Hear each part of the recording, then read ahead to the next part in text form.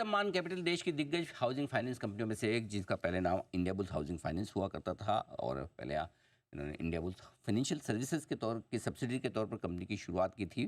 Company के पास करीबन करीबन 65,000 करोड़ से ज़्यादा के एसेट अंडर मैनेजमेंट है। और एक बड़ी डील कंपनी ने की है, IHC इंटरनेशनल होल्डिंग कंपनी। ये इस कंपनी में नया निवेश करने जा रही है, और निवेश भी है बड़ा, $1 बिलियन के आसपास का वारंट्स के जरिए होगा। और उसके बाद ये कंपनी के प्रमोटर बनेंगे, 43.5% हिस्सेदारी होगी, 26% का ओपन ऑफर आएगा, ₹139 के दाम पर हुई है ये डील।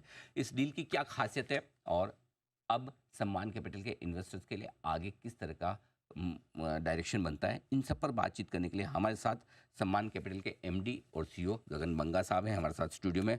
आपने गोवा इंस्टीट्यूट की ऑफ मैनेजमेंट से मार्केटिंग में MBA की डिग्री हासिल की है। 2000 से आप कंपनी के साथ हैं। 2004 में गगन बंगा साहब कंपनी के CEO बने थे, और उसके बाद से देश की सबसे बड़ी हाउसिंग फाइनेंस कंपनियों में कंपनी को शामिल करने में उनका बड़ा योगदान है। गगन जी, गुड मॉर्निंग, बहुत बहुत स्वागत है, धन्यवाद हमें समय देने के लिए, स्टूडियो में आने के लिए। सबसे पहले बताएं सर कि क्या इरादा था इतने बड़े इन्वेस्टर्स को कंपनी में लाने के पीछे, क्योंकि ये एक बहुत बड़ी डील है, $1 बिलियन के आसपास की है, तो इसके पीछे थॉट प्रोसेस क्या थी?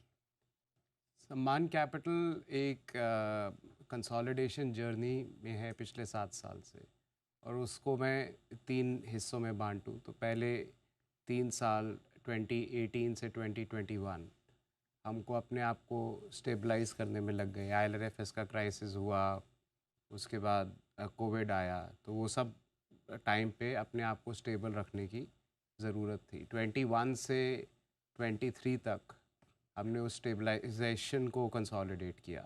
24 में हमने एक्विटी कैपिटल रेज़ किया, और तकरीबन 5,000 करोड़, जो एक बिज़नेस एज़ यूजुअल की तरफ हमें लेके गया।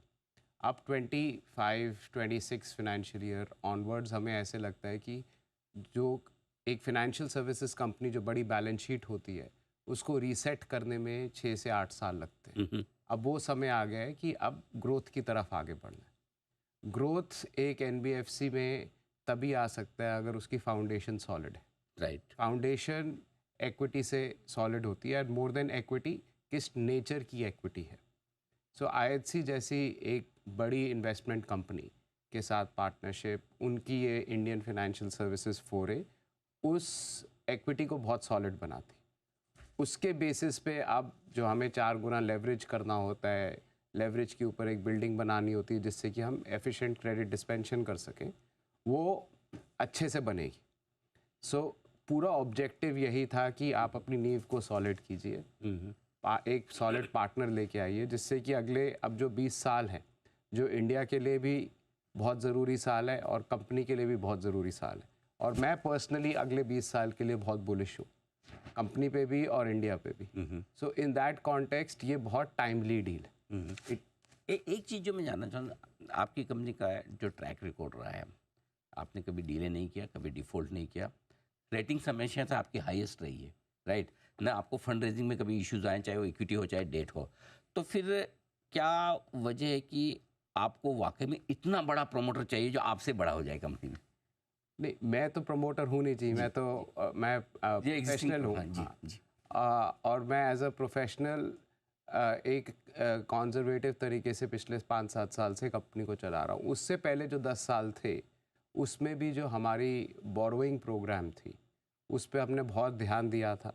तो जब ये क्राइसिस आया, तो बोरोइंग प्रोग्राम में डेप्थ थी, ड्यूरेशन था, बहुत सारे बोरोवर थे, तो ये नहीं कि एकदम से लेंडर थे, तो ऐसे नहीं हुआ कि एकदम से सबको अपने पैसे वापस चाहिए। तो इसलिए 7 साल नेविगेट हो गए। नाउ अब इस एक्सपीरियंस के बाद ये तो बहुत माइंड में क्लैरिटी है कि एक NBFC बिजनेस की लायबिलिटी ही उसकी रियल एसेट है। राइट। अगर आपका बोरोइंग प्रोग्राम सॉलिड है, तभी आप कंटिन्यूसली ग्रोथ शेयर होल्डर को दे सकते हैं। और अगर आपको ये जिगजैग अवॉइड करना है कि कभी तो आप 22% ROE दे रहे हैं, कभी आप 35% ग्रो कर रहे हैं, कभी आप 35% डी ग्रो कर रहे हैं, तो एक सॉलिड प्रमोटर, एक सॉलिड इन्वेस्टर, उसकी बहुत ज़रूरत है। दूसरी चीज़ जो आज जिस पे चर्चा होती है पर उतनी रेलेवेंस नहीं हो रही, आज जिस तरीके से लोन डिस्पेंस हो रहा है, जो उसका क्रेडिट प्रोसेस है, आज से 10 साल बाद वो नहीं होगा। हम्म, तो उसके लिए क्या फ्यूचरिस्टिक टेक्नोलॉजी है, हम्म, किस तरीके से आप उस फ्यूचर में भी रेलेवेंट रहेंगे। हम्म, आदमी को लोन चाहिए होगा, ज़रूर चाहिए होगा, क्या वो आपसे लेगा या किसी और से लेगा, will be an outcome of your product. Hmm, तो उसमें भी IHC का जो पूरा इकोसिस्टम है, जिसमें वो कटिंग एज टेक्नोलॉजी कंपनीज में हेविली इन्वेस्टेड है, उस इकोसिस्टम के का पार्ट बनना हमारे को फ्यूचर रेडी करता है, both from a capital perspective and from a technology perspective. अब दूसरी साइड आते हैं, हमसे लोन लेगा कौन। जी, तो हम फुली फोकस्ड हैं lower to mid income India पे, ओके, राइट। वो एक बहुत ही एक्सपैंडिंग बेस है। उस एक्सपैंडिंग बेस में more and more people are coming every year, people are rising above basic necessities. And अब किसी को फ़ोन चाहिए, जिसके पास फ़ोन है उसको टीवी चाहिए, जिसके पास टीवी है उसको स्कूटर चाहिए। तो आप पूरे इकोसिस्टम के अंदर लेंडिंग की बहुत अपॉर्चुनिटीज़ हैं। जी, आपका सेगमेंट डिफाइंड है, आपके पास कैपिटल है, रॉ मटेरियल है, टेक्नोलॉजी है। तो the world is now what we have to go behind. Pricing पर मैं आपसे एक राय लेना चाहता हूँ। 139 रुपीज़ की प्राइसिंग में आपने दिया है। आपका राइट्स इशू थोड़े समय पहले पे मेरे ख्याल से 150 के आसपास आया था। क्या आपको नहीं लगता कि जब आप कंट्रोलिंग स्टेक दे रहे हैं, स्ट्रेटेजिक पार्टनर ला रहे हैं, आई एम श्योर आप बोर्ड सीट्स भी उन्हें देंगे, तो क्या थोड़ी प्राइसिंग और बेहतर होनी चाहिए थी? देखिए, एक आदमी जब एक NBFC के अंदर प्रमोटर बनता है, तो अनलाइक अदर कंपनीज जहाँ पे एक कंट्रोल प्रीमियम की बहुत अलग डायमेंशन में ये होती है, जो ये इतने लेवर्ड बिजनेसेस होते हैं, इधर प्रमोटर की बहुत ही ओनरस रिस्पॉन्सिबिलिटीज। और ये प्रमोटर ऐसा नहीं है कि इस स्टेक को लेवरेज करके कुछ और करेंगे, ये उनका फाइनेंशियल सर्विसेज है, उन्होंने कैपिटल कंपनी के अंदर दिया है और उस चक्कर में उन्होंने बहुत बड़ी रिस्पॉन्सिबिलिटी ले ली। आज 2 साल के अंदर वो लाख 1.5 लाख करोड़ के बोरोइंग प्रोग्राम को सपोर्ट कर रहे हैं। सो उतनी ओनरस रिस्पॉन्सिबिलिटीज किसी भी और माइनॉरिटी शेयर होल्डर या इवन मैनेजमेंट की नहीं। सो उस रिस्पॉन्सिबिलिटी के पर्सपेक्टिव से अगर ये आज मैं देखूं तो they have really stuck their neck out, right, in a very complex country from a operating environment, right, जो उनके हिसाब से अप्रोप्रिएट प्राइस है, जो वैल्यूअर के हिसाब से अप्रोप्रिएट प्राइस है, वो माइनॉरिटी शेयर होल्डर के लिए अप्रोप्रिएट प्राइस। और माइनॉरिटी शेयर होल्डर मेरी समझ से आज ये नहीं उनको सोचना चाहिए कि आज क्या प्राइस पे कोई एंटर कर रहा है, क्या वो ROE इंक्रीज कर सकते हैं। आज हम 8-9% ROE पे है। मैं आपको काफ़ी कॉन्फिडेंस से बोल सकता हूँ 3 साल बाद ये कंपनी 15-16% ROE पे होगी। वंडरफुल। तो वो रियल वैल्यू अनलॉकिंग है माइनॉरिटी शेयर होल्डर की वर्सेस डाइल्यूशन। तो जाहिर सी बात है बोर्ड भी थोड़ा अलग से बनेगा। क्या उनका एक्टिव पार्टिसिपेशन बोर्ड और डे टू डे मैनेजमेंट में रहेगा या कंपनी गगन मंगा साहब भी चलाएंगे, क्योंकि सम्मान कैपिटल और आईबुल हाउसिंग को लोग आपके नाम से जानते हैं? देखिए, प्रमोटर हैं, उनसे चर्चा हुई है ऑन स्ट्रैटेजी। वो बहुत क्लियर हैं कि वो बोर्ड ड्रिवन ऑर्गेनाइजेशन जो हमने बड़ी मुश्किल से पिछले 7 साल में ट्रांजिशन की है, उसको वो ट्रांसफॉर्म फर्दर नहीं करना चाहते। और मेरी बहुत इच्छा रही है कि ये कंपनी सम्मान कैपिटल हो और इसकी जो परसेप्शन है वो गगन बांगा प्राइवेट लिमिटेड ना हो, राइट। तो उस तरीके से एज अ प्रोफेशनल CEO मैंने बहुत कोशिश की है कि मैं एक एज अ प्रोफेशनल मैनेजर चलाऊं। अब वो प्रमोटर हैं, उनको फ्यूचर स्ट्रैटेजी ड्राइव करनी है। जितनी मेरे को अभी तक मैसेजिंग है वो यही है कि वो मैनेजमेंट टीम के हाथ में देंगे। मैनेजमेंट टीम पे उनको विश्वास है।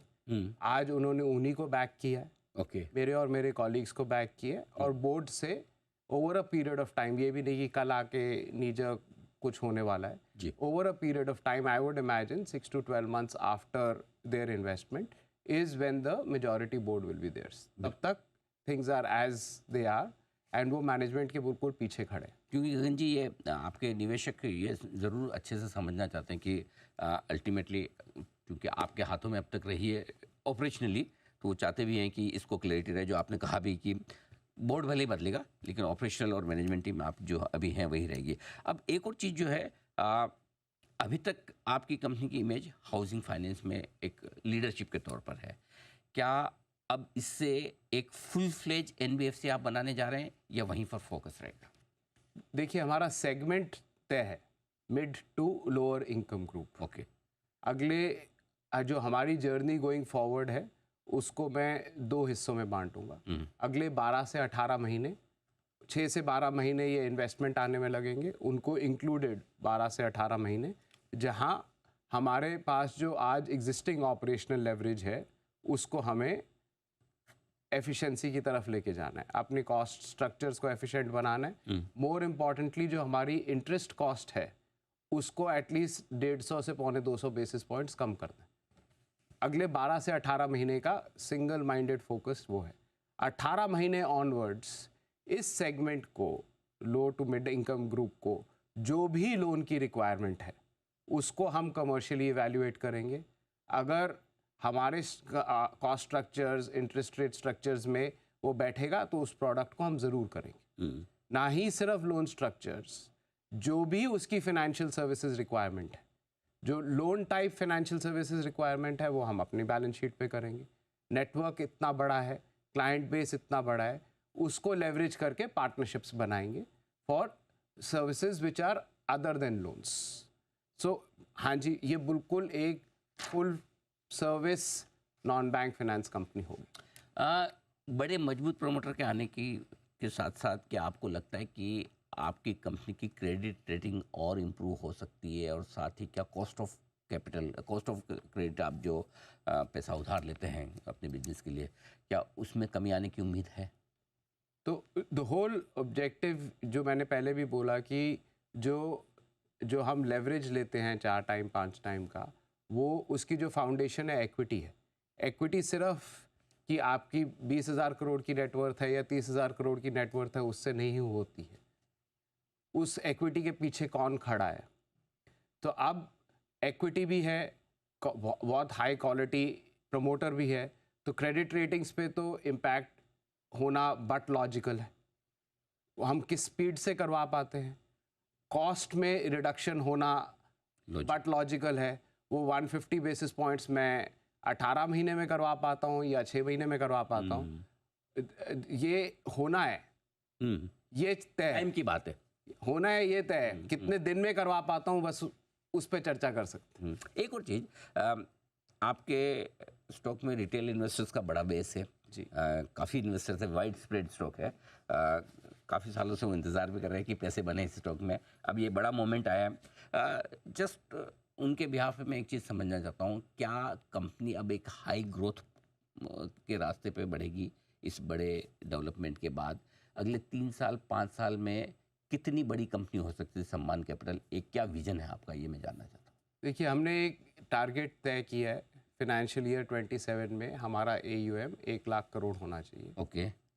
अभी माइंड में जो थोड़ी स्केप्टिसिज्म थी वो भी अब चली गई है, उसको मैं कैलिब्रेट करूँगा। अगले 6 महीने हमको तैयारी करनी है इस इन्वेस्टमेंट की, इस इन्वेस्टमेंट को अच्छे से एफिशिएंटली यूटिलाइज कर पाने की in due course of time.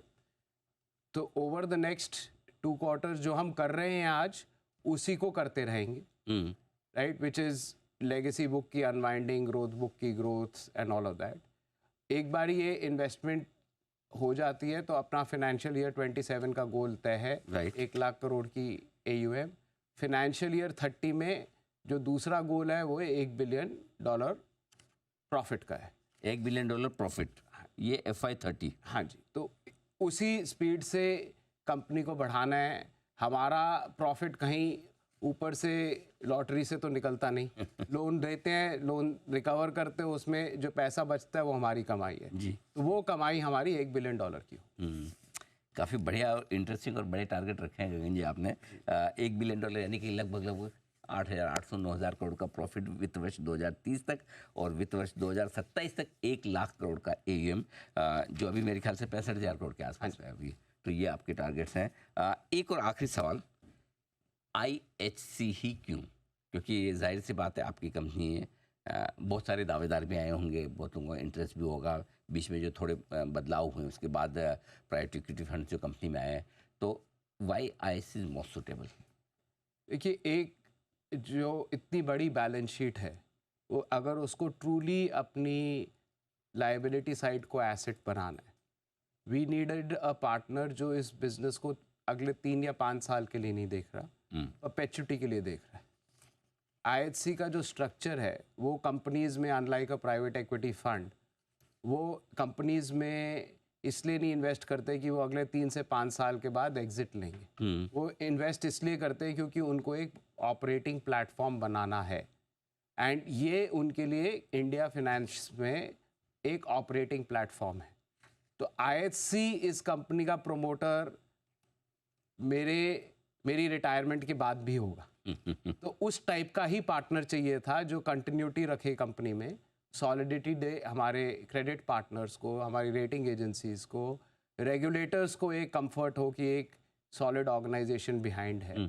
तो उसमें एक कंपनी जिसकी मार्केट कैप $240 बिलियन है, उससे बेटर पार्टनर मिल नहीं सकता। तो दिस ये मैं बोलूँगा कि एक हमारे लिए एज मैनेजमेंट तो ये प्रोफेशनल रीबर्थ है ही, but as the wider stakeholder ecosystem, हमारे शेयर होल्डर्स के लिए, एग्जिस्टिंग शेयर होल्डर्स के लिए, वो शेयर होल्डर्स जिन्होंने कंपनी को स्टेबलाइज किया लास्ट ईयर, उनके लिए, सबके लिए इससे बढ़िया पार्टनरशिप हो नहीं सकती। और ये डील पूरी होने में कितना समय लगेगा? ओपन ऑफर से लेकर पूरी डील, वैसे तो वारंट्स लिए जाने तो 18 महीने का समय है, राइट? नहीं तो एक करेक्शन करूँगा कि जो इनका स्टेक है, जो ये कैपिटल लेके आ रहे हैं, उसमें अबाउट 41.3% इनकी इक्विटी रहेगी जी। 15% of that will come via warrants, 26% will come via straight equity. Okay. जो वारंट्स हैं उनका मैक्सिमम टाइम है 18 महीने। एज आई अंडरस्टैंड कि फर्स्ट ट्रांच ऑफ वारंट्स भी depending on when approval comes will come more or less at the same time as equity. अच्छा। तो 31% मोटा मोटा अपफ्रंट आ जाएगा, बाकी 10%, और फिर जो ओपन ऑफर में है वो तो एनीवेज कंपनी को नहीं है, वो शेयर होल्डर्स को। बात है, बिल्कुल। गगन जी, बहुत बहुत बधाई आपको, कॉन्ग्रेचुलेशंस इस बड़ी डील के लिए। और आई एम श्योर एक IHC जैसा बड़ा इक्विटी पार्टनर प्रोमोटर के तौर पर आपकी कंपनी में आ रहा है, और आपने जो बड़े टारगेट रखे हैं अपनी कंपनी के लिए, वित्त वर्ष 2027 तक 1 लाख करोड़ का AUM, वित्त वर्ष 2030 तक लगभग 9,000 करोड़ का प्रॉफिट, और ROE 15 से 16%। आई एम श्योर आपके शेयर होल्डर्स को काफ़ी पसंद आएगा। थैंक यू सो मच, बहुत बहुत धन्यवाद। Thank you. गगन बंगा साहब, MD और CEO सम्मान कैपिटल के, इस बड़ी डील पर पूरी तरह से विस्तार से बताते हुए।